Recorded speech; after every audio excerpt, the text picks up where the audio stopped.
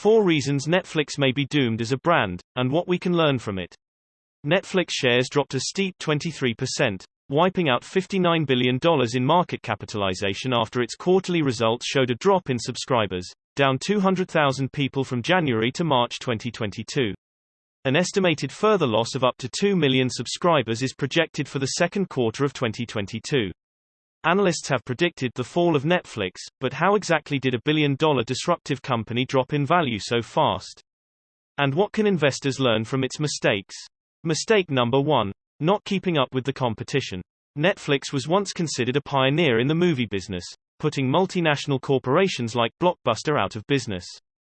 But it very quickly started to gain competitors. It was too reliant on licensed content and now faces strong competition from HBO, Hulu, Disney and Amazon Prime Video. And it doesn't get easier, with brands like Time Warner and NBC Universal in the middle of launching their own streaming services. Netflix was unable to find a moat, something that differentiates it strongly from its competitors.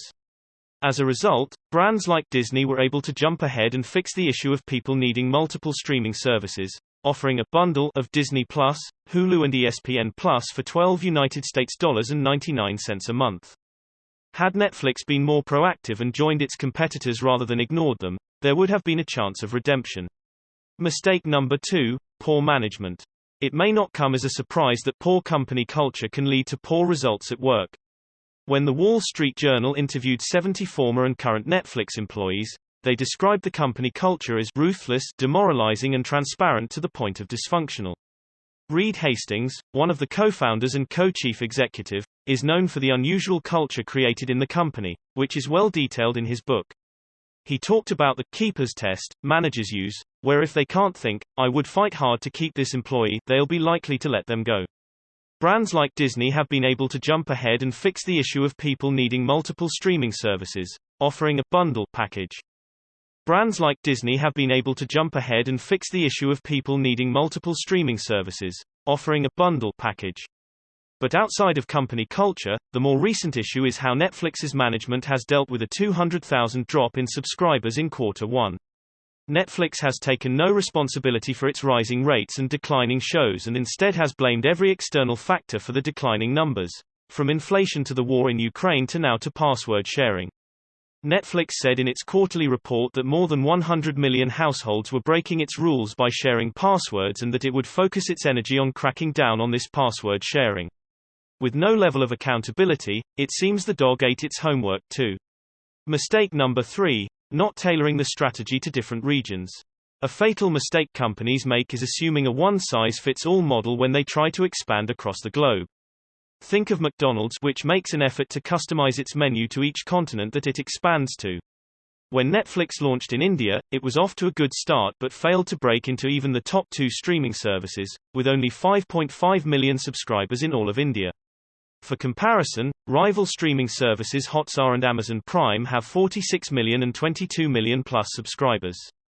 Netflix's customer base fell by 200,000 subscribers during the January to March period, according to a quarterly report.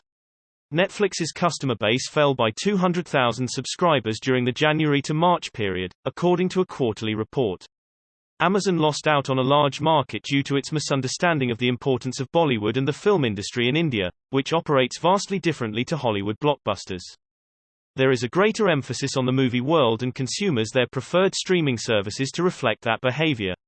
Unfortunately, Netflix didn't do its research and out of over 100 films that were released since 2018, Netflix only picked up 20 on its streaming service, while Amazon Prime, which better understood the Indian market, was able to pick up more than double that.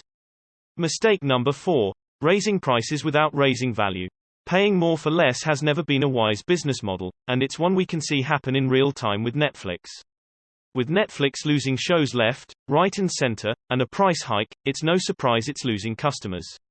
In fact, Netflix reported that 600,000 people stopped its service in the US and Canada after its most recent price increase.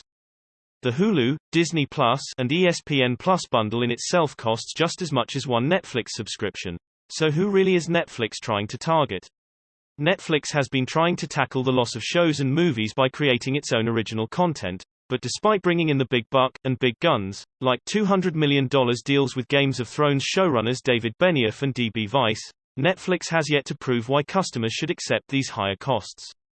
If it can't, it should expect to face greater blows to its client base. It's hard to imagine how a billion-dollar empire could fall so fast, but when assessing all the mistakes Netflix has made along the way, it's clear to see how every business, no matter how big or small, needs to keep an eye on its competitors, improve its management systems, tailor products to its customer base, and always provide value when prices rise. In essence, no one should ever get too comfortable with success.